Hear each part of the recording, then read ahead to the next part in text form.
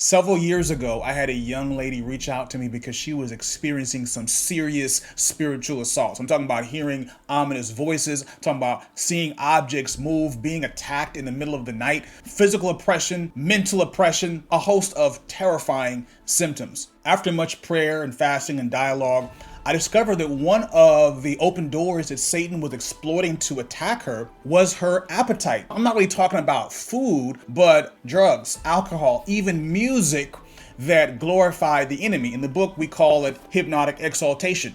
Attending parties and clubs and engaging in unbecoming behavior. We'd have these lengthy prayer sessions of deliverance that would bring about temporary relief, but she would always call back a few days later, even more oppressed than before, because she had a genuine desire to be delivered from the symptoms, but she was not willing to deal with the root issue. The enemy would always return with a vengeance through that open door of appetite. My name is Darian Claxton, and this is day 24 of a series of 31 video clips sharing nuggets from my newest spiritual warfare devotional, Bending Bows of Bronze, Subdue the Enemy Under Your Feet. And one of the principles that we teach in this book was one that I did not fully grasp at the time that I was working with this young lady. And that's found in Matthew chapter 12, starting in verse 43, which says that when an unclean spirit goes out of a person, he goes through dry places seeking rest, finds none. Then he says, I'll return to my house from which I came.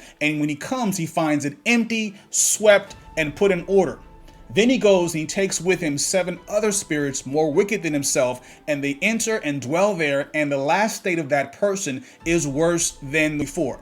Because of this young lady's appetite and her unwillingness to surrender that appetite, after she would be delivered from hearing these voices and dealing with these demonic oppressions, she would go back to the same stuff that caused the problems in the first place. The enemy would return through that open door, find the place empty, meaning that the Holy Spirit did not take up residence in place of that which was cleaned out, and she'd be worse than before.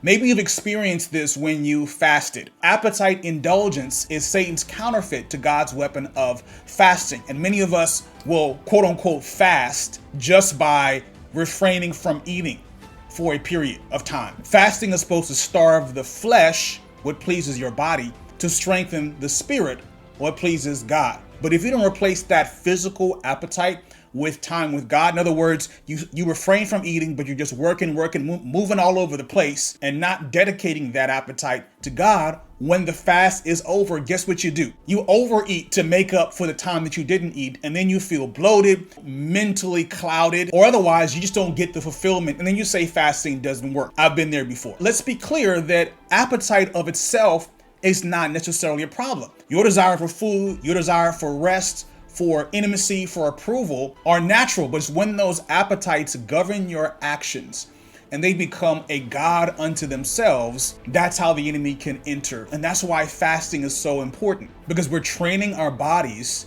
to choose our spiritual appetite over our physical appetite. The more we say yes to our physical appetite, the easier it is to give into that when it's time to spend some time with God. That's why it's easy for us to spend 12 hours watching sports or doing a binge watch on Netflix. But then when it's time to open the Bible or to pray, we're falling asleep, we're getting bored after a few minutes. Maybe it's a late night snack, maybe it's an online cart, maybe it's the DMs, and maybe it's social media scrolling, the web browser. So your body is a battleground. Whichever appetite you feed, the flesh or the spirit, is gonna have more authority over your decisions tomorrow. One of the practical marching orders from today's devotional is to choose a specific period this week to abstain from an item. It could be food, it could be a vice, something seemingly harmless, but it is occupying your time. Don't just commit to eliminating that, but to systematically and strategically replace that with prayer, with worship. So every time you feel the urge to indulge in whatever that is, stop what you're doing, get up, leave the environment that you're in if possible, and spend some time with God. And let's start retraining our appetite one day at a time. If you have a copy of our devotional already, I invite you to go to the victory declaration for today, which is based off of a few of the texts we cover in today's devotional. These are extremely powerful methods of exercising the principle that we are speaking life and not death over ourselves. This is something that you can utilize in prayer, that you can say over yourself in combat, in warfare, and by God's grace, fortify a new habit that gives God glory in every aspect of your life. Tomorrow, we'll see what this looks like in our ongoing case study, a very challenging, very difficult, even triggering chapter in the Bible, but there are some valuable lessons that we can unearth, and we'll get into that tomorrow. God bless.